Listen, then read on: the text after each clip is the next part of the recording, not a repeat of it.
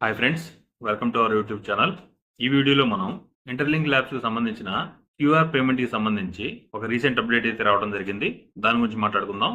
అలాగే Binance platform ద్వారా crypto కరెన్సీని మన ఇండియన్ కరెన్సీగా ఏ విధంగా మార్చొచ్చు అనే విషయాల గురించి మాట్లాడుకుందాం. అదేవిధంగా మన సబ్స్క్రైబర్స్లో కొంతమంది ఒక ప్రశ్న అయితే వేయడం జరిగింది. కొన్ని ప్రాజెక్ట్స్ వాళ్ళ పేరుని మార్చుకుని కొత్తగా రావడం జరుగుతుంది, ఎందువల్ల ఈ విధంగా చేస్తారు అని చెప్పేసి అడగడం జరిగింది. దాని గురించి ఒక క్లారిటీ ఇచ్చే విధంగా మాట్లాడుకుందాం. అదేవిధంగా క్రిప్టో మార్కెట్లో ఎటువంటి ఫ్రాడ్స్ జరగడానికి ఆస్కారం ఉంటుంది, ఈ విషయాల గురించి అయితే మాట్లాడుకుందాం. దయచేసి నేను చెప్పే విషయాలు చివరి వరకు చూడండి. నచ్చితే ఒక లైక్ చేయండి. ముందుగా మనం ఇంటర్లింక్ ల్యాబ్స్కు సంబంధించిన అప్డేట్ గురించి మాట్లాడుకుంటే, ఇప్పుడు ప్రపంచవ్యాప్తంగా డబ్బు అనేది పంపడం అలాగే చెల్లింపులు చేయడం ఎంత కష్టమైన పనో మనందరికీ తెలుసు. ముఖ్యంగా మనం వేరే దేశాలకు వెళ్ళినప్పుడు లేదా మనం కరెన్సీని ఎక్స్చేంజ్ చేసుకోవాలి అనుకున్నప్పుడు కరెన్సీ ఎక్స్చేంజ్ రేట్లు ఎక్కువగా ఉండటం వల్ల చిన్న చిన్న పేమెంట్స్ చేయడంలో కూడా చాలా సమస్యలు అయితే మనకు రావడం చూస్తూనే ఉంటాం. కానీ ఇప్పుడు ఆ సమస్యకు ఫుల్ స్టాప్ పెట్టే విధంగా మన ఇంటర్లింక్ ల్యాబ్స్ అనేది ఒక ఇంటర్లింక్ క్యూఆర్ పేమెంట్ అనే అప్డేట్ అయితే తీసుకురావడం జరిగింది. దీని ద్వారా రియల్ వరల్డ్ లో క్రిప్టోని ఉపయోగించి డైరెక్ట్ పేమెంట్ చేసుకునే విధంగా ఒక అద్భుతమైన సొల్యూషన్ అయితే తీసుకురావడం జరిగింది.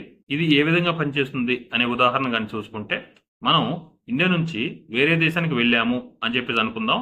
అప్పుడు మీ దగ్గర యూఎస్డిటి లేదా ఈటీహెచ్ అంటే ఇథేరియం, ఈ రెండింటికి సంబంధించిన వ్యాలెట్సే ఉన్నాయి అనుకుందాం. అక్కడ మనం వాడుకోవడానికి షాప్స్లో లేదా రెస్టారెంట్లో వారి యొక్క పేమెంట్స్ని వాళ్ళ స్థానిక కరెన్సీలోనే అంగీకరించడం మనం చూస్తూనే ఉంటాం. అటువంటిప్పుడు మనం క్రాస్ బోర్డర్ పేమెంట్స్ చేసినప్పుడు ఫారెక్స్ ఫీజుల యొక్క కన్వర్షన్ డిలేస్, అదేవిధంగా కేవైసీ ఇష్యూస్ వంటివి చాలా చూస్తూనే ఉంటాం. ఇప్పుడు అదే సమస్యను పరిష్కరించడానికి ఇంటర్లింక్ ల్యాబ్ అనేది ఒక క్యూఆర్ పేమెంట్ అయితే తీసుకురావడం జరిగింది.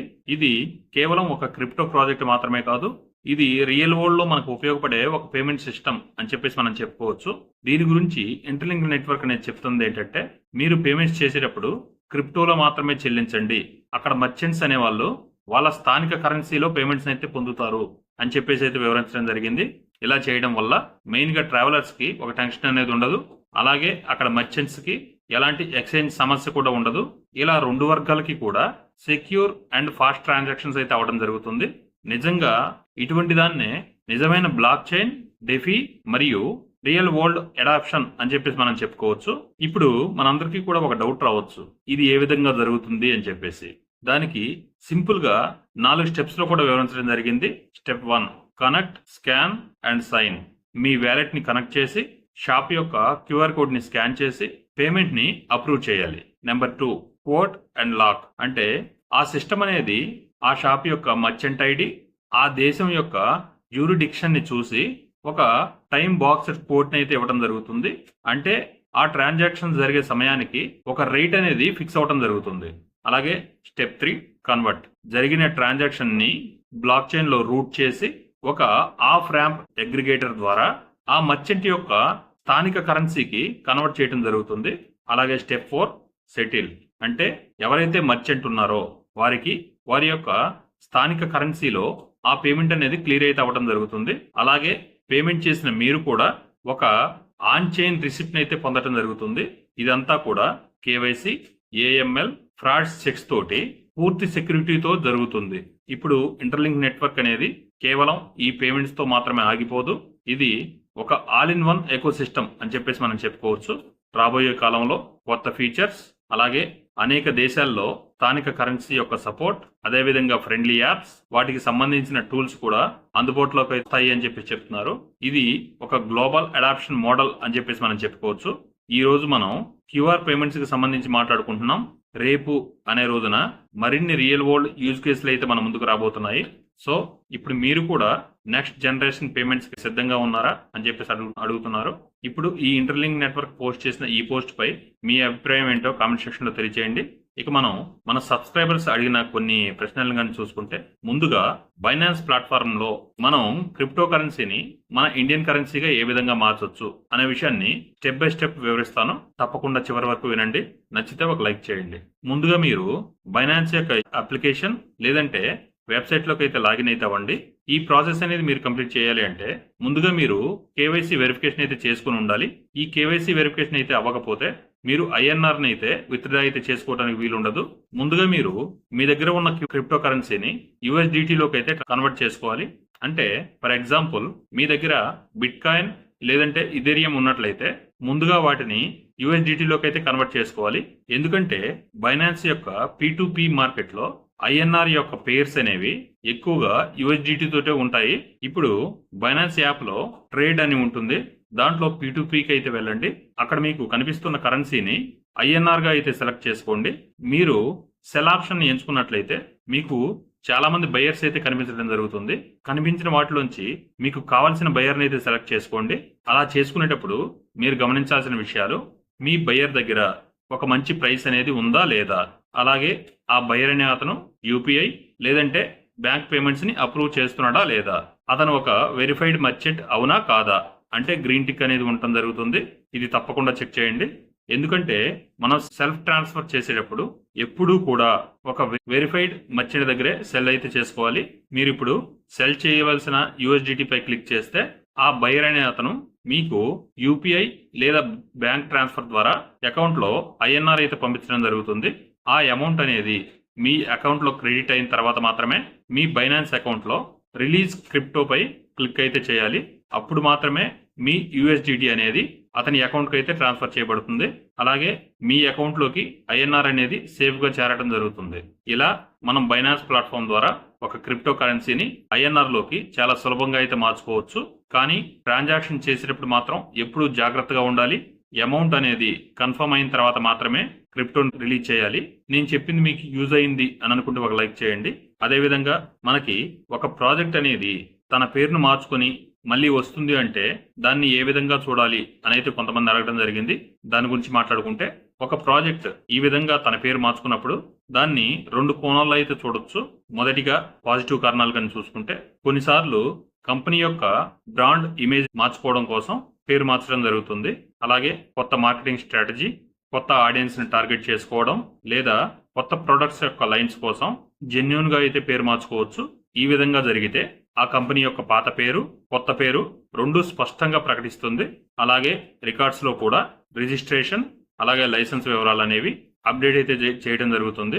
అలాగే రెండవది నెగిటివ్ కారణాలు కానీ చూసుకుంటే అనేక రకాలైన స్కామ్ ప్రాజెక్ట్స్ అనేవి వారి యొక్క మోసం బయటపడిన తర్వాత ఎవరైతే టీం ఉన్నారో అదే టీం తోటి మళ్ళీ వేరే పేరుతోటి తిరిగి మళ్ళీ రావడం జరుగుతుంది. ఇలా చేయటం వల్ల పాత పేరుతో ఉన్న చెడు పేరు బ్లాక్ లిస్ట్ నుంచి తప్పించుకోవడం కోసం అని చెప్పేసి అనుకోవచ్చు. అలాగే కొత్తగా ఇన్వెస్టర్లను మోసం చేయడానికి అని చెప్పి చెప్పుకోవచ్చు. ఈ సందర్భంలో కంపెనీ యొక్క పాత చరిత్ర, అలాగే డైరెక్టర్స్ వివరాలు, ప్రాజెక్ట్ వెనుక ఉన్న వ్యక్తులు దాచేస్తారన్నమాట. కాబట్టి మనం దీని గురించి ఏం ఆలోచించాలి?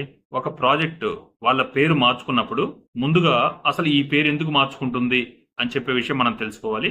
ప్రాజెక్ట్ యొక్క రిజిస్ట్రేషన్ డాక్యుమెంట్స్, లైసెన్స్, అలాగే ఈ ప్రాజెక్ట్ వెనుక ఉన్న వ్యక్తులు ఒకే వాళ్ళేనా అని చెప్పేసి ఒకసారి చెక్ చేసుకోవాలి.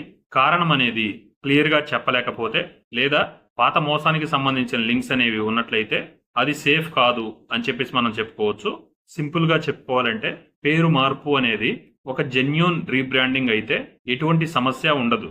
అదే ఈ పేరు మార్పు అనేది మోసం బయటపడిన తర్వాత తప్పించుకోవడానికి అన్నట్లయితే ఇది 100% డౌట్ఫుల్, అంటే ఒక ఫ్రాడ్ చేయడానికి అని చెప్పేసి మనం అనుకోవచ్చు. ఇక క్రిప్టో ట్రేడింగ్ లో ఏ విధంగా ఫ్రాడ్స్ జరుగుతాయి అని చెప్పేసి మనం మాట్లాడుకుంటే, ఇప్పుడు చాలా మందికి క్రిప్టో అంటే ఒక ఫాస్టెస్ట్ మనీ గ్రోయింగ్ మిషన్ గా అనిపిస్తూ ఉండొచ్చు.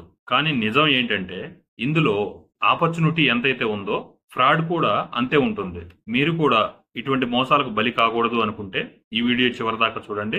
ఇటువంటి ఫ్రాడ్స్ లో మొట్టమొదటిగా వచ్చేది పంప్ అండ్ డంప్. కొన్ని గ్రూప్స్ అనేవి చిన్న చిన్న కాయిన్స్ ని ప్రమోట్ చేయడం జరుగుతుంది. ఏ విధంగా చేస్తారంటే ఎగ్జాంపుల్ గా ఇది ఫ్యూచర్ లో నెక్స్ట్ బిట్ కాయిన్ అవుతుంది అని చెప్పేసి ఒక హైప్ నైతే క్రియేట్ చేస్తారు. అది విని అందరూ కొనటం మొదలు పెడితే ధర అనేది విపరీతంగా పెరగడం జరుగుతుంది. అప్పుడు ఆ గ్రూప్ లో ఉన్న ఎవరైతే ఉన్నారో వాళ్ళు హై ప్రైస్ లో ఆ కాయిన్స్ అయితే అమ్మేసి వాళ్ళు బయటపడిపోతారు. ఆ సమయంలో లేట్ గా వచ్చిన ఎవరైతే ఇన్వెస్టర్స్ ఉన్నారో వాళ్ళు మాత్రం పూర్తిగా నష్టపోతారు. ఇది షార్ట్ టర్మ్ లోనే జరిగే ఒక పెద్ద స్కామ్ అని చెప్పేసి చెప్పుకోవచ్చు. అలాగే ఫ్రాడ్స్ లో రెండవది ఫేక్ ఎక్స్చేంజెస్, అలాగే ఫేక్ యాప్స్. ఇది ఇంకో పెద్ద మోసం అని చెప్పేసి అనుకోవచ్చు. ఈ ఫేక్ ఎక్స్చేంజెస్ అనేవి కొన్ని వెబ్సైట్స్ లెజిట్ గా కనపడతాయి. లోగోస్, డిజైన్స్ అండ్ చాట్స్ అన్నీ రియల్ గా ఉంటాయి. కానీ మీరు డిపాజిట్ చేస్తే విత్ డ్రాయల్ ఆప్షన్ అనేది అసలు పనిచేయదు. అంతేకాదు మొబైల్లో కొన్ని ఫేక్ యాప్స్ కూడా సర్క్యులేట్ అయితే అవటం జరుగుతుంది. ప్లే స్టోర్లో కూడా వచ్చి ఉంటాయి. ఇన్స్టాల్ చేసి లాగిన్ డీటెయిల్స్ ఇవ్వడంతో మీ అకౌంట్ అనేది ఎంటీ అయితే అవ్వడం జరుగుతుంది. అలాగే నెంబర్ 3 రగ్ పుల్స్. అంటే క్రిప్టోలో కొత్తగా కాయిన్స్ అనేవి లాంచ్ అవుతూనే ఉంటాయి. కొన్ని ప్రాజెక్ట్స్ అనేవి మొట్టమొదటిగా జెన్యూన్ గానే మన అందరికీ అనిపిస్తాయి. డెవలపర్స్ అనేవాళ్ళు మొదట్లో హైప్ ని బాగా క్రియేట్ చేసి ఇన్వెస్టర్స్ నుంచి లిక్విడిటీని అయితే తీసుకోవడం జరుగుతుంది. ఒక స్టేజ్ వచ్చిన తర్వాత వారు లిక్విడిటీ పూల్ నుంచి డబ్బు తీసేసి డిజపియర్ అయిపోతారు. దీన్నే రగ్ పూల్ అని చెప్పేసి పిలుస్తారు. ఇటువంటి స్కామ్ వల్ల కొన్ని వేల మంది ఒక్క రాత్రిలోనే చాలా డబ్బు అయితే కోల్పోవడం జరిగింది. అలాగే నెంబర్ 4 ఫిషింగ్ అటాక్స్. ఈ ఫిషింగ్ అటాక్ అనేది కూడా చాలా డేంజర్ అని చెప్పేసి మనం చెప్పుకోవచ్చు. మీకు ఈమెయిల్, వాట్సాప్ అలాగే టెలిగ్రామ్ల ద్వారా ఒక ఫేక్ లింక్ అనేది రావడం జరుగుతుంది. మీరు దాని మీద క్లిక్ చేస్తే అది బైనాన్స్ లేదా కాయిన్ బేస్ యొక్క ప్లాట్ఫామ్ లాగా ఒక ఫేక్ సైట్కి అయితే తీసుకెళ్ళడం జరుగుతుంది. అక్కడ మీరు లాగిన్ చేయగానే మీ పాస్వర్డ్ అలాగే ఓటీపీ అనేది హ్యాకర్స్ ఎవరైతే ఉన్నారో వాళ్ళకి డైరెక్ట్ గా చేరిపోతుంది. ఆ తర్వాత మీ అకౌంట్ లో ఏవైతే క్రిప్టోస్ ఉన్నాయో ఆ క్రిప్టోస్ మొత్తం కూడా దొంగిలించబడతాయి. అలాగే నెంబర్ 5 పోంజీ MLM స్కీమ్స్. ఈ ఫ్రాడ్ ఏంటంటే రోజుకి కొంత పర్సెంటేజ్ వరకు ప్రాఫిట్ ఇస్తాము, అలాగే నెలకి 30% లేదా 40% వరకు ఇన్కమ్ వస్తుంది. ఇటువంటి స్కీమ్స్ కానీ మీకు వచ్చినప్పుడు మీరు ఖచ్చితంగా అలర్ట్ అయితే అవ్వాలి. ఇటువంటి వాటినే పోంజీ లేదా MLM స్కీమ్స్ అని చెప్పేసి అంటారు. ఈ స్కీమ్స్ లో చేరే వాళ్ళకి పాత ఇన్వెస్టర్స్ ఎవరైతే ఉన్నారో వాళ్ళకి కొత్తగా ఎవరైతే జాయిన్ అవుతారో వారి డబ్బును అయితే చెల్లించడం జరుగుతుంది. కొన్ని రోజులు లేదా నెలల వరకు పేమెంట్స్ చేస్తారు. అందరూ ఎప్పుడైతే నమ్మారో అందరూ నమ్మడంతో ఒక్కసారిగా ఆ స్కీమ్ అనేది మూసేస్తారు. ఇటువంటి ఫ్రాడ్స్ ద్వారా చాలా మంది వ్యక్తులు కొన్ని లక్షల్లో అయితే డబ్బును కోల్పోవడం జరిగింది. అలాగే number 6 impersonation frauds. Twitter, Telegram, యూట్యూబ్లలో కొన్ని ఫేక్ అకౌంట్స్ ద్వారా మీకు క్రిప్టోని ఇస్తాము అని చెప్పేసి చెప్తాయి. అంటే మీరు ఒక బీటీసీని పంపించండి, మేము తిరిగి మీకు 2 బీటీసీ ఇస్తాము అని చెప్పేసి చెప్తారు. ఇటువంటి విన్నప్పుడు ఇది 100% స్కామ్ అని చెప్పేసి మనం గుర్తించాలి. ముఖ్యంగా ఈ క్రిప్టో ట్రాన్సాక్షన్స్ అనేవి ఒక్కసారి సెండ్ చేస్తే తిరిగి రాకపోవడం అనేది ఇటువంటి హ్యాకర్స్ ఎవరైతే ఉన్నారో వాళ్ళకి ఒక పెద్ద అడ్వాంటేజ్ అని చెప్పేసి మనం చెప్పుకోవచ్చు. అలాగే number 7 fake volume and manipulation. కొన్ని చిన్న ఎక్స్చేంజెస్ అనేవి వాష్ ట్రేడింగ్ చేయడం జరుగుతుంది. అంటే ఒరిజినల్ బయర్స్ లేదా సెల్లర్స్ లేకపోయినా గానీ ఆ ఎక్స్చేంజెస్ అనేవి ఫేక్ ట్రేడింగ్స్ ని చూపించడం జరుగుతుంది. వీటిని చూసినప్పుడు ఈ ప్రాజెక్ట్ అనేది చాలా పాపులర్ అని చెప్పేసి మనకు అనిపిస్తుంది. ట్రేడర్స్ ఎవరైతే ఈ కాయిన్ ని కొంటారో కొన్న వెంటనే ఆ ప్రాజెక్ట్ యొక్క వాల్యూ అనేది డౌన్ అవటం జరుగుతుంది. ఇలాంటివి కూడా ఒక ట్రేడింగ్ మ్యానిపులేషన్ ఫ్రాడ్ అని చెప్పేసి మనం చెప్పుకోవచ్చు. అలాగే number 8 giveaway airdrop schemes. Social మీడియాలో free airdrops, free crypto అని పెద్ద పెద్ద క్యాంపెయిన్స్ అయితే కనిపిస్తాయి. మీ వ్యాలెట్ కనెక్ట్ చేయండి అని చెప్పేసి చెప్పడం జరుగుతుంది. ఒక్కసారి కనెక్ట్ చేస్తే మీ యొక్క వ్యాలెట్ నుంచి మీ దగ్గర ఉన్న క్రిప్టో అనేది ఈ హ్యాకర్స్ యొక్క అకౌంట్ కి అయితే ట్రాన్స్ఫర్ చేయడం జరుగుతుంది. అందువల్ల నిజమైన ఎయిర్ డ్రాప్స్ ని వెరిఫై ఎవరైతే చేస్తారో అటువంటి ప్లాట్ఫామ్స్ ద్వారానే అందరూ జాయిన్ అయితే అవ్వండి. దయచేసి ఇటువంటి ఫ్రాడ్స్ నుంచి దూరంగా ఉండండి.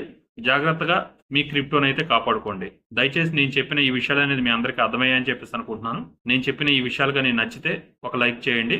అదేవిధంగా ఏ విధమైనటువంటి డౌట్స్ ఉన్నా కానీ నాకు కామెంట్ సెక్షన్లో తెలియజేయండి. నేను తప్పకుండా రిప్లై ఇస్తాను ఫ్రెండ్స్. మళ్ళీ ఒక మంచి వీడియోతో మళ్ళీ కలుద్దాం. అంతవరకు థ్యాంక్ యూ.